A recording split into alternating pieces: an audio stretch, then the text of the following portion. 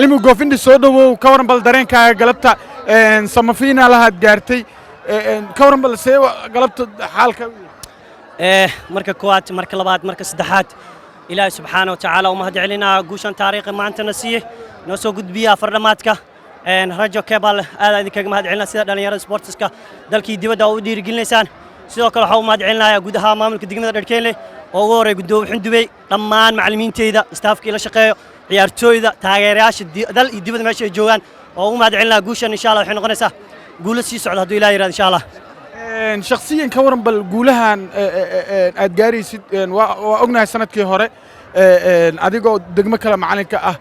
koobka ku guuleysatay inaad sanadkii labaad oo xiriir sanfiina aad gaarto ma lihi karaa tartanka u socotaa والله horta wax walba qadar Ilaahay sanadkii hore tan waan dadaalay sanadkana dadaalkayga ma yaraysanin meel fiican waa maraya waxaan rajaynayaa insha Allah si sanadkii hore u guuleystay hadduu Ilaahay subxaanahu wa ta'aala ii qadar inaan u guuleysto marka waxaan rajaynayaa inaan sii wato guulayga insha Allah sirta ka dambayso guulahaaga nala wadaag waxaan maleenahay in xoogaa yar arabti inaan soo matago laakiin ilaa dhamaadka markii dhamaadka oo tartanka oo dhamaado ku sheega hadduu Ilaahay yiraahdo dad sir ma bixi kari